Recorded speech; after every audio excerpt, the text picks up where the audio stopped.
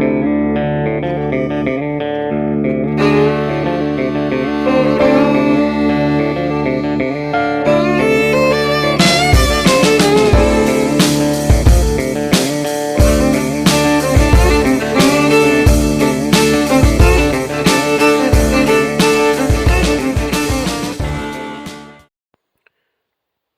up, guys? I know I said I wasn't gonna film the truck today. I guess I should have been a little more specific. I'm not driving the truck today, even though I could have. I drove this truck to go up to the mailbox. I had a delivery. So I pulled the power point and unplugged it. And so, as you can see the inside, I'm taking my razor knife. Right here, it's just a little cheapie from Walmart, from Hart. There you go. So it's just a little cheapie. It came with the little bit holders. I've got two Phillips and two flathead on here, but you can put whatever you want on here. If you care, if you want to use Torx bits or whatever, it doesn't matter. But what I'm doing is I am slicing off. Boy, this camera just sucks, doesn't it? Anyway, so I'm cutting out this lip on the inside so that this can sit further down in there, because as of right now,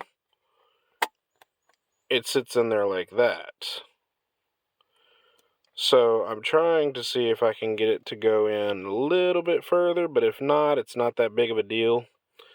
I'm just trying to have a nicer look to it, but that actually looks pretty decent right there by itself. I mean, so what I'm going to end up doing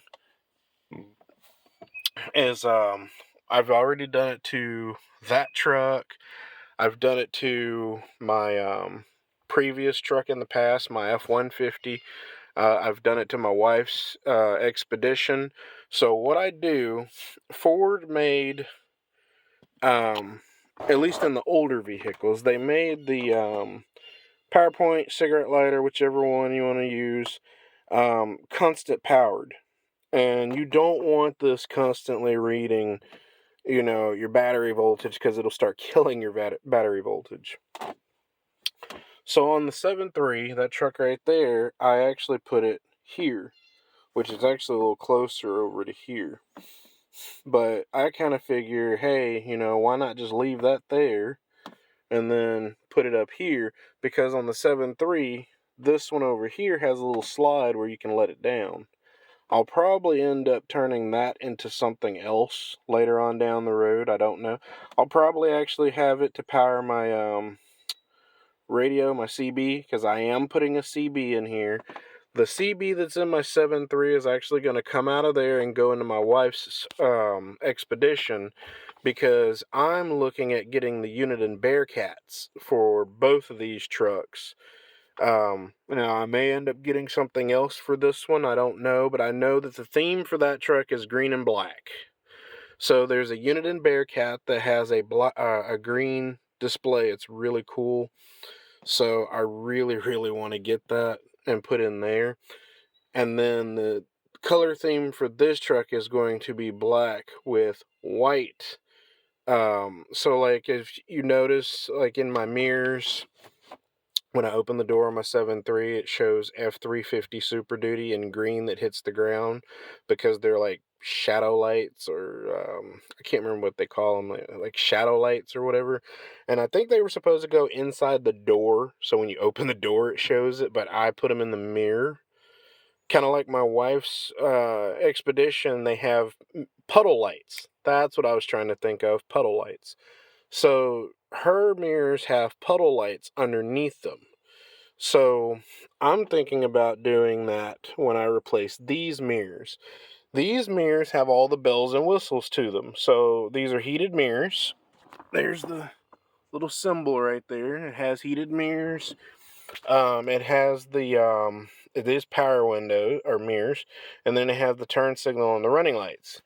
I wired up everything on those mirrors, since that's just an XL. Whereas this is an XLT. You've got your power windows, power locks, power mirrors. So, everything that you see here eventually will be in that truck once I get it all wired up. It's just a matter of getting a donor vehicle, whether it be from a salvage yard or from someone on like Marketplace or Craigslist that, rolled one over it. I'm looking for like a roller body that doesn't have a motor or a transmission or anything. Glass is busted out, but all the wiring is there. And I'd be more than happy to, you know, offer someone a fair price and take that off their hands. But anyway, what I'm doing is so the 7.3, my wife and I had this discussion, I think like 2-3 days ago. The 7.3 is going to be set up for cruising around locally comfortably, I guess you could say. But if we wanted to go a little further, that's great. But these 6.0s are supposed to get better fuel mileage than the 7.3s. So, once I get it all squared away, I'll compare that and see. I know I can get 2 weeks. I drive 14 miles to work, so that's 28 miles round trip every day, 5 days a week. I can get 2 weeks on one tank of fuel. Like if I fill all the way up full, I can get a full 2 weeks and still keep going. So I know that's pretty good. Most people around here say that they fill up, once a week. I only do it to top off. I don't have to put fuel in there every week. I just do it to keep my tank full. Right now I'm sitting at about 3/4 of a tank, but I get paid Tuesday, Wednesday, so I'll be putting it back on full. I mean, that's just how I am. But I'll probably be putting like $15-20 of diesel in here so I can start driving this again. So yeah, it is gonna sit for a bit. I'll idle it. If I run out of fuel, that's fine. I did find a sending unit to put in here, which is what I'm trying to do. I'm trying to put a new sending unit in here so I can accurately know how much fuel is in here without trying to guess, because that really bothered me when I bought this truck. And I went to the fuel station and was going to put $40 in here because that would have more than got me back home and then some. I mean, hell, I drove the thing all the way back here, and then I've been driving it for over a week. And I've been driving it hard. I didn't drive it sensibly. I've been driving it like I stole this thing, just trying to get the injectors cleaned out. But, that's all in my other videos. What I would like to do is hook up my little 16-foot trailer over there, right here, right there. Hook that trailer up and see what this thing does. Because if it's anything like the trucks at work, which they're much newer at work, so those with brake controllers won't read anything, which is what this one's doing. But if you connect the trailer, then you get the feedback into the brake controller, and it'll be like, hey, what's up? So I mean, kind of pointless for a brake controller to even work if there's nothing connected to it. So I'm still learning all of these things. I've used big trucks to haul heavy things before, but it didn't have a brake controller. And yes, I know that's not very smart and it's not very safe to do something like that, but hey. Anyway, so I also like this right here. So this looks like, if I'm not mistaken, I believe this pops out. Yes, that's a separate piece. Yep, you just saw it pop out. Let me do that again for you guys. Whoa, don't want to scratch it up. So you see how that just popped out? So that's good. That makes me happy because 7.3 doesn't do that. It doesn't have parts like that pops out.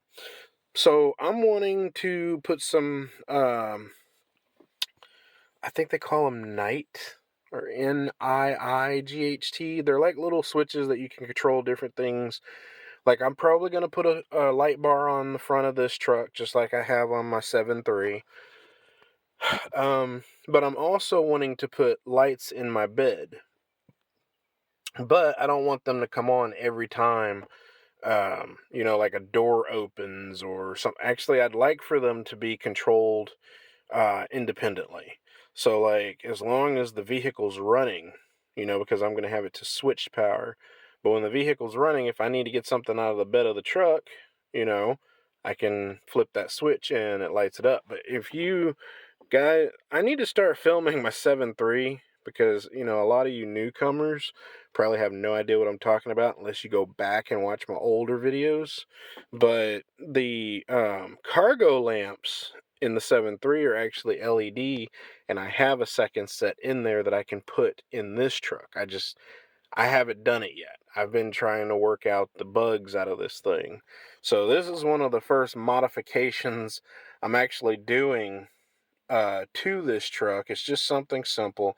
It comes with the wiring right here. I'm going to modify the wires to where they work correctly. But as you see, I have my Mophie down there. It's just a little power supply. It powers my soldering iron. And then, of course, you got your ohm meter down here. Now, really, I don't need this, but I'm just using it for filming purposes. So let me set this right here, if I can set this up right. This can sit on its side. I'm trying to show. Alright, so I stopped filming. I don't know why, but okay. So I'm going to try a little trick right here. There we go. That's how I wanted it set. So, oh boy.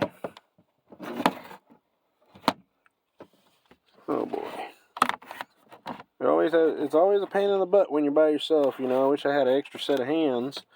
But I'm trying to show you guys that, there. Oh, maybe not. Okay, maybe there. Maybe that'll work. So I'm actually going to I'm going to make myself the ground. So this is what happens when I put the probes on both of my thumbs. So, yeah, I'm negative. Anyway, so let me find which one of these is power and which one is the ground. So, oh, there's nothing there. Alright. So this one's probably going to be power since it has a tracer. Oh, look at that. So 9.32, and that's because I am not a good ground. It's not that, I could just see a armchair expert. Oh, your ground is horrible, or your batteries are bad. That's going to mess up your FICM. Like I don't know that. If I had horrible batteries, then I would change them.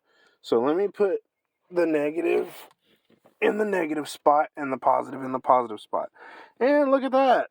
Look at that. Truck's been sitting here forever.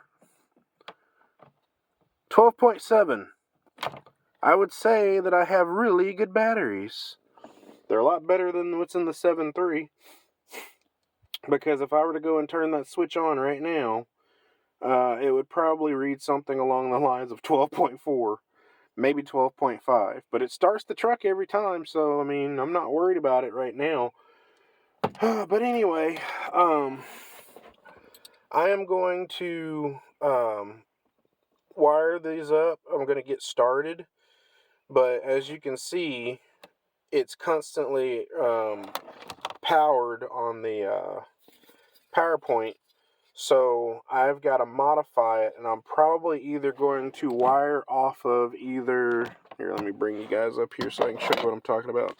I'm either going to wire into this HVAC or the radio. I will have to pull this whole thing off, but I just want to get this set up first. And then I will pull this off. And it should be relatively similar to the 7.3. Usually the whole thing just pulls off. And I know if I'm looking at this cutout right, I don't think I have anything to worry about. I think the whole thing will just come right off. So, and then I know to be careful with this over here, because usually that's stuck in there. But, let me get this this finished up and get it prepped, and then I'll show you the next step. I'm going to do a how-to, because it's easy to do something because I have many years experience of doing something and then showing you guys the end result. But then for those that actually want to try it themselves that may not have ever done it before, but they can comprehend how to use a soldering iron, because I'm sorry, soldering your wires are the only way to go. I mean, you can have all kinds of tricks where you twist the wires up or use some sort of butt connectors or whatever, but solder will always be superior to any other method. I don't care who you are. I'm going to show you guys how I'm doing this.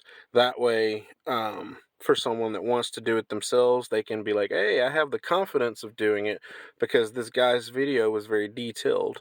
But I'll be right back. Alright guys, I'm back. That's what I was going for. Turned out great. So basically, you just put that through there, bolt on that little jam nut, and I mean, there you go. Looks great.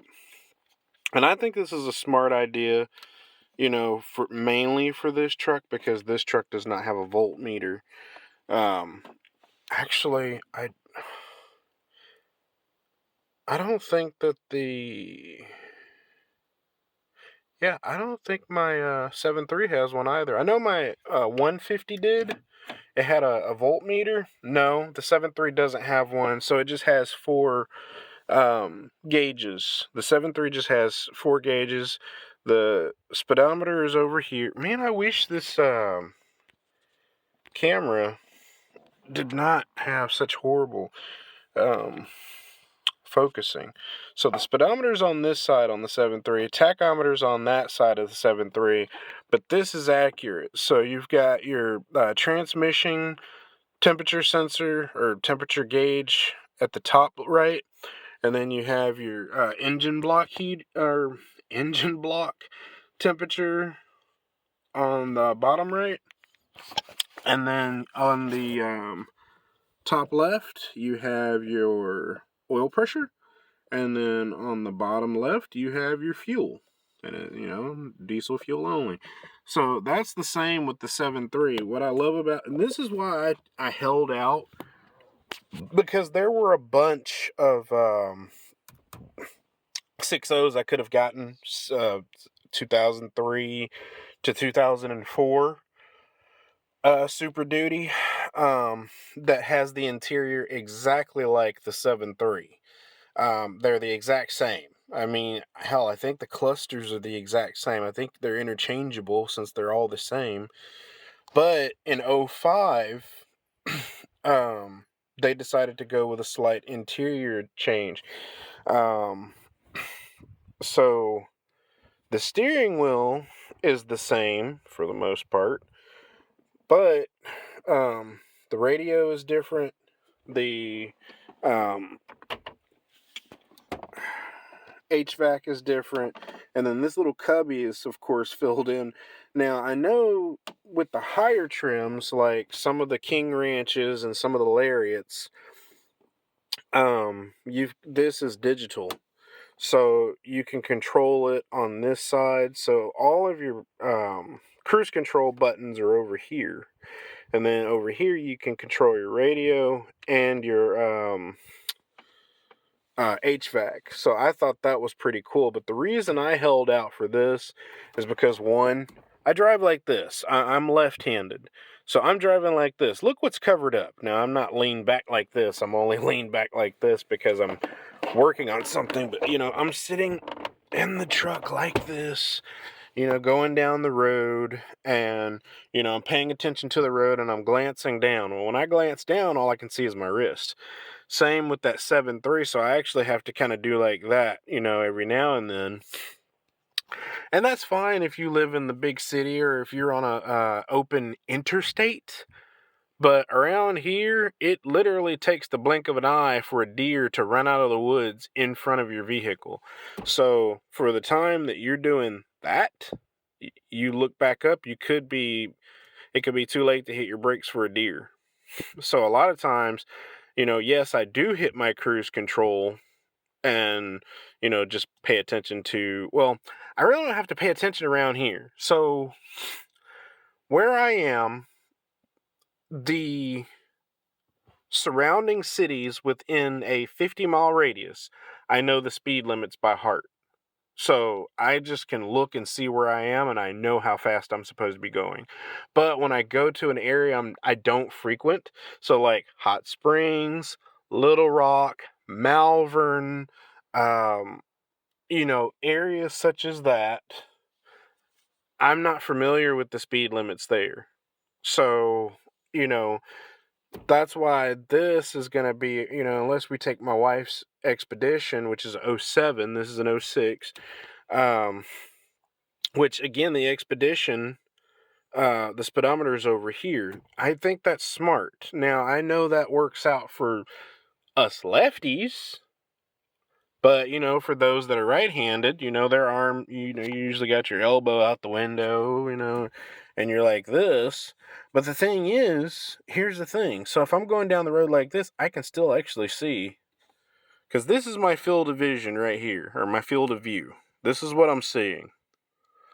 So I turn my head, I can see that mirror, see what's behind me. I can look up and see the what's behind me in the rearview mirror. But yeah, when I'm sitting here like this is my field of vision, or a field of view. So, and yes, I know I need to replace this windshield. That's on the list as well. But I actually replaced the windshield on my 150, then I replaced it on this. My wife's SUV has a crack on that side. It's still legal, and technically this is legal because this isn't my field of view, or field of vision. It actually curves up and then continues that way. But how wrong would that be for me to get another vehicle after we've had my wife's SUV for almost a year, and I changed this window out? I can't do that. That's just wrong. But anyway, here's my field of vision. So let me straighten up. There we go. So this is what I'm looking at. Look at that.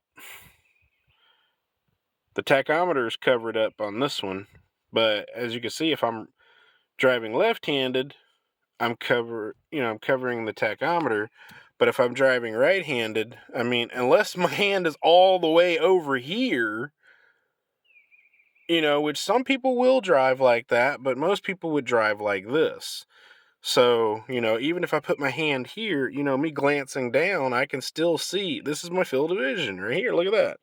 So I can see, from 0 to 100. And I don't see any reason I would put this truck at 100 miles an hour unless I build it into a track truck, which I'm not going to. If I want something to take to the track, I'll go get me a Mustang and I'll build it. And I'll embarrass all of you that think that those Challengers and Chargers are all that in a bag of chips. But anyway, and what year Mustang, you ask? Oh, 05 to 09.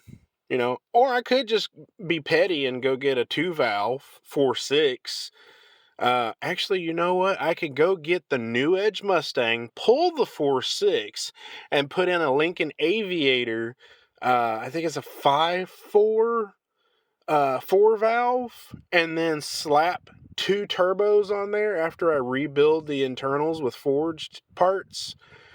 Just, bigger intake, bigger injectors, just get 2 of the fattest turbos I could possibly.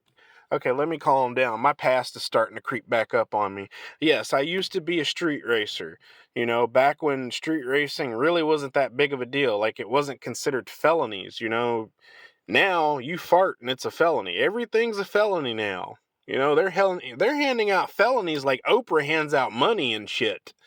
But anyway, yeah, let's stop talking about racing because I'm getting all excited, and that's partially why I bought this truck, because it's a bit faster, supposedly, than that. But as it stands right now, that is faster than this. So, it's just a matter of working the bugs out of this and get it squared away. But anyway, let me hop off of here and get this pulled off, and then I'm going to prep everything and show you guys what I'm going to do. Be right back. Alright guys, I'm back. So, here's where I am. Alright, I ended up breaking... So apparently over the back end of this, you got these little white things, I guess, that are wedges that helps keep it in place. I broke that one and that one that goes on this side over here. So hopefully when it goes back on, it won't be flopping around. I guess I can look into getting more. I'll figure that out, but I'm not worried about that right now. So here is where we are. We have this plug right here that goes into the HVAC, and it plugs into, I guess, your little selectors. Now, that's vacuum powered. Let me see here.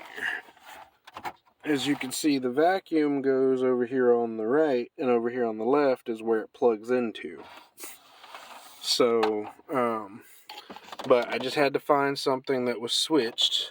So what I did was, this is the ground.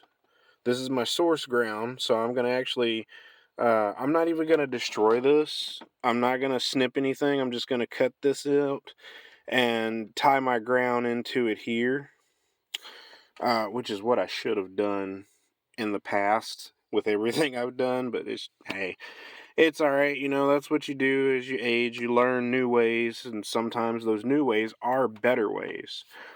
But, you know, like I'm not cutting, well, naturally I'm not cutting this, but, let's see if I can set this here for you guys to see exactly. Let me see here. Nope, that's not sitting up high enough. Let's see if that will work. No. So anyway, will that work? Yes, it will. Well, let's see if I can do this without knocking the phone over. Okay, now I'm using my razor. The tip of it is, of course, really thin and really sharp. So be careful. Don't stab yourself. Don't cut yourself, because if you do, that's on you, not me. So there's my little disclaimer covering my butt legally and medically, I guess. So as you can see, I just stuck that in the center of these wires, and then I just turned it. You know, you can go left or right, it doesn't really matter. So what I did was I created an opening, and so the reason I created that opening, you'll see here very shortly. So this is the power side. You know, it's got an inline fuse in it, and then it's got the little part that plugs into the back of your source, and I'll show you that here shortly. But what I'm going to do is I'm just going to slice this eyelet off since I don't need it. So slice the eyelet off like so. Simple. And then you want to expose you some wire, about a 1/2 inch to 1 inch worth of wire.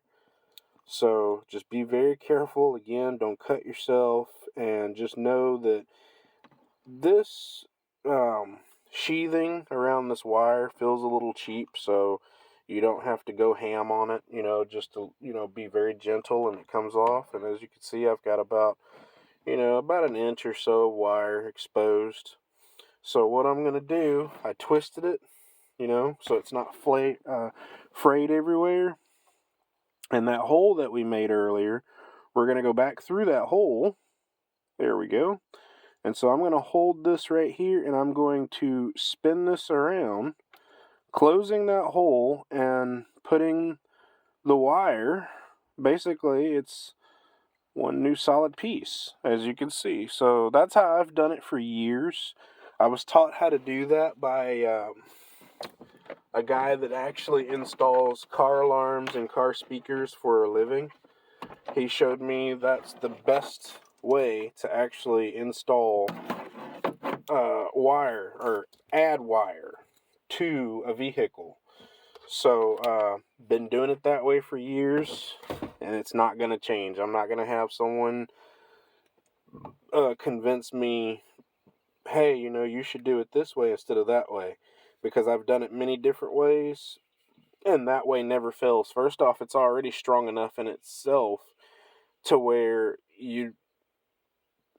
I'm not going to say you don't have to solder, because in my mind you do have to, but you could wrap that with electrical tape and you could get a long time of good service with it, just like that. But, so that you're not having to do the job twice, and it doesn't matter if it's, next week, next year, next decade, next millennia, go ahead and throw some solder on here, and I'll show you guys what I'm using, if you can read it.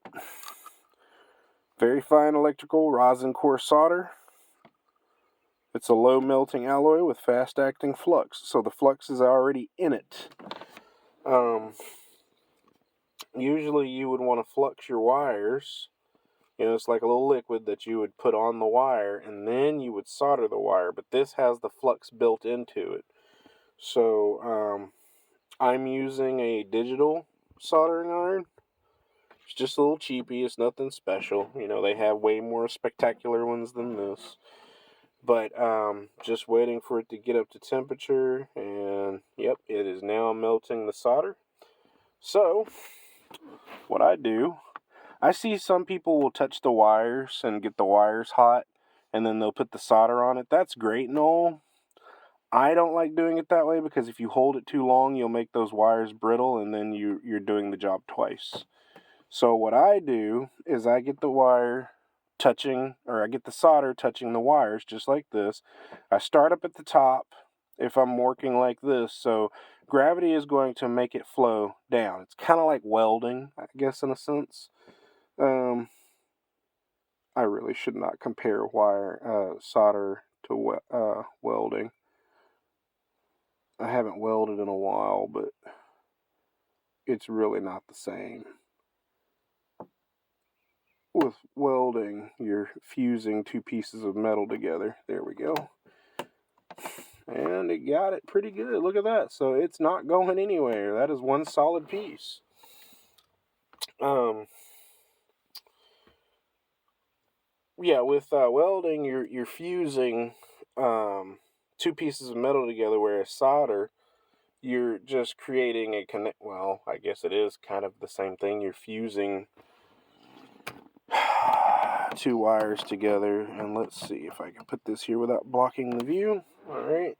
So let's see if I can turn the camera without losing the stability. There we go. Okay.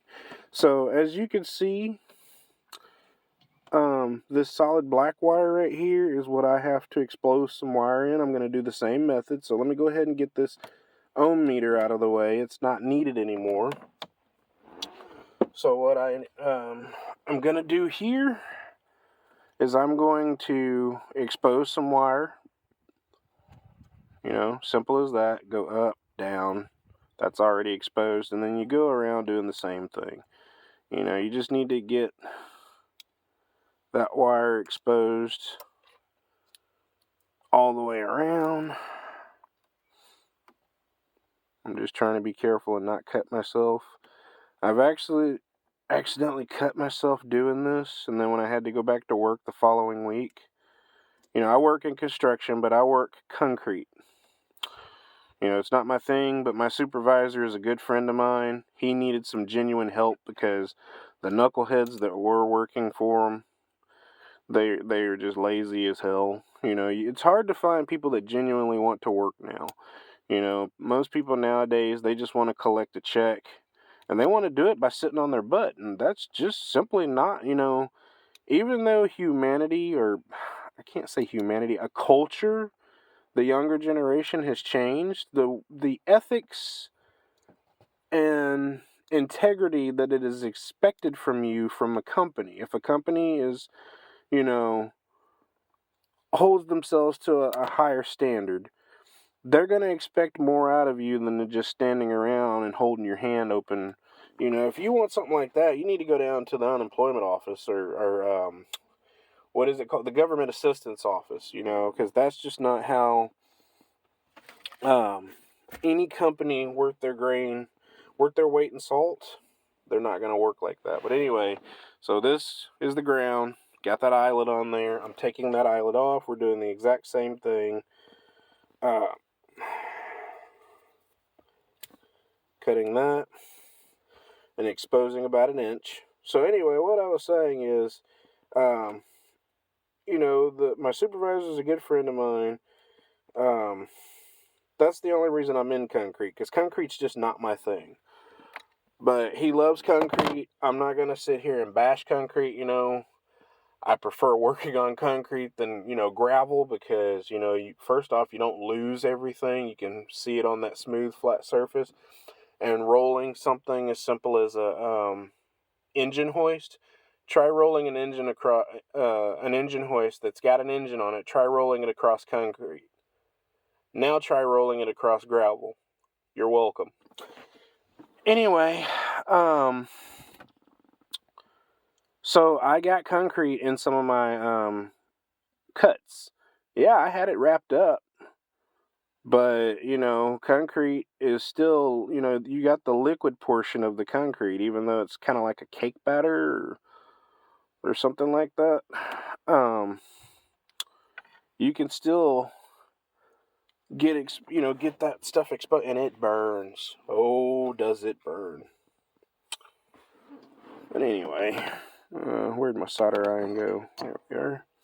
All right, so we're gonna do the same thing with this. We're gonna coat these wires with solder. Come on, there we go. Once I get a good flow going, I'm not worried about it. I need a bit more than that. That's not really coated that well. There we go. Ow, ow, ooh, I could feel that temperature all throughout that wire. Okay. So now that that's done, let me turn my soldering iron off. And while I'm doing the next step, soldering iron can be cooling off. So, the next step is common sense. You want to wrap these wires up. Now, the professional way of doing it, which I try to be as professional as possible, but, you know, sometimes you don't have everything you need, but I needed some shrink wrap. And I will be buying some more of that. As a matter of fact, I need to go to Harbor Freight. My nearest Harbor Freight's like 40 miles in El Dorado. But the next time I'm at Harbor Freight, I will be picking up some shrink wrap. I used to have some in my old toolkit. When I got rid of my old toolkit, I didn't pull the shrink wrap like an idiot. So I gotta buy new shrink wrap, which is fine. But that's wrapped up. So let me get that cut if I can remember where I put my razor. Oh, there it is. So go ahead and cut that off. And I'm going to do the same over here with the ground. Now, it's not that crucial that you wrap a ground. I mean, it is and it isn't. The reason I say it's not is because what are you going to do? Short your ground? You know, what are you going to do? Your ground is going to short the ground? I mean, that just doesn't make sense. But professionally, and just in good conscience, because if you have a wire that carries current that chafes and it comes into contact with your ground, then you're gonna have a bad day. But anyway, this is now wrapped up, and so we're gonna run a little quick test. I am gonna run these two wires together and then bring them up through the same spot. So it'll be something like that running across and coming out the back. But as of right now, I just want to make sure I didn't do all of this for nothing. So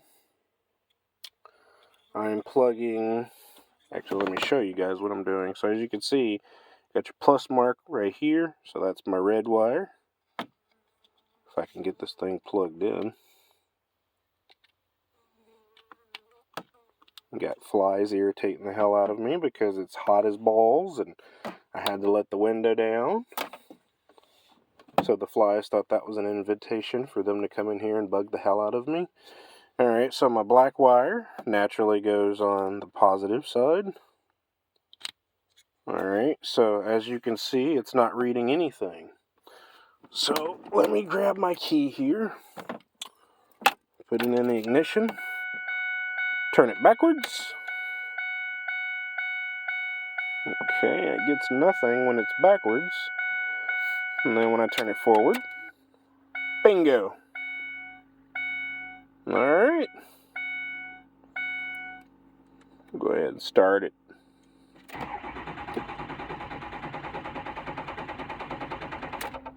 Jeez, man.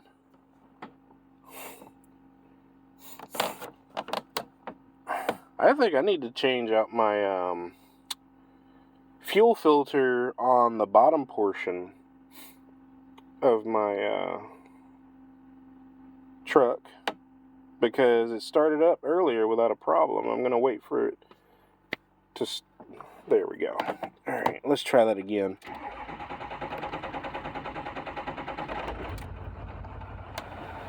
Yeah, I think I need to change that fuel filter out.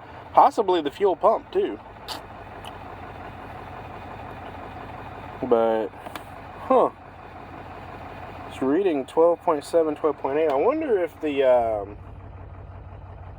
there we go. There we go, 13.34. Come on, go a little bit higher than that. There we go. That tells me that the alternator's working like it's supposed to.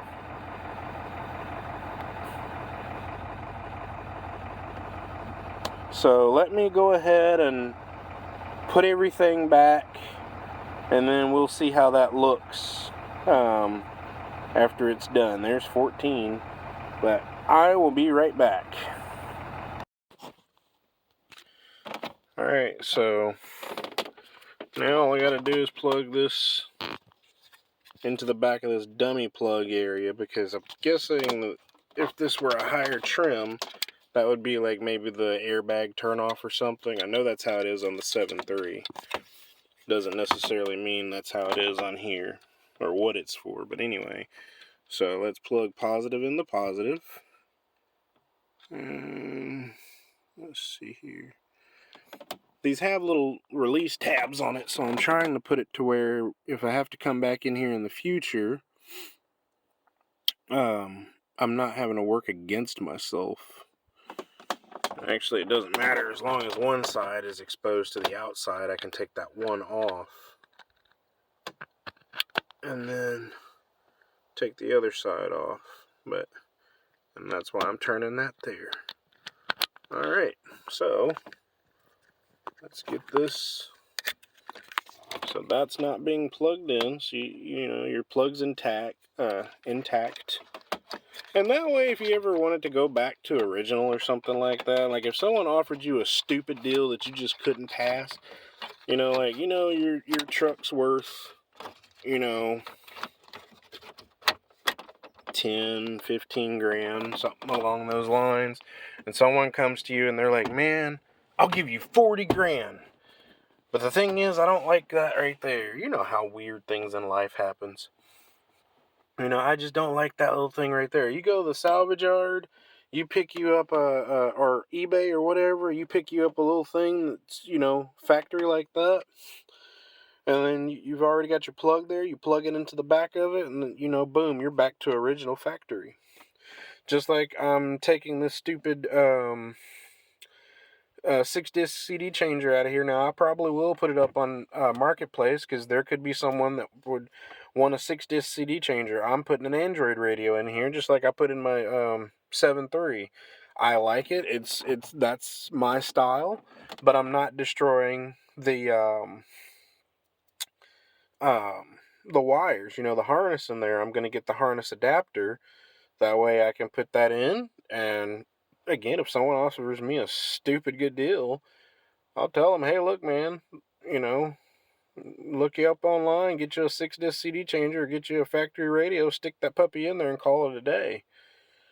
You know, but overall, that looks good. That looks amazing. So let's go ahead and, oh yeah, my new keychain came in the mail today. Let me see here.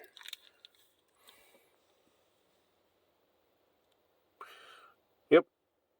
For those of you that don't know, the 7.3, the 6.0, and the 6.4 were all designed by Ford.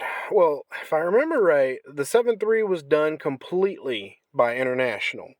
The 6.0 and the 6.4, Ford helped International build those engines.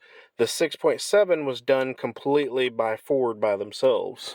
But anyway, so let's turn that.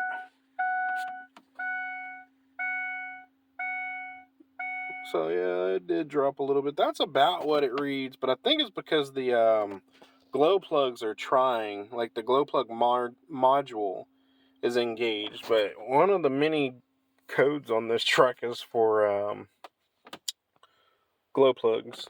So as you can see, it's going back up.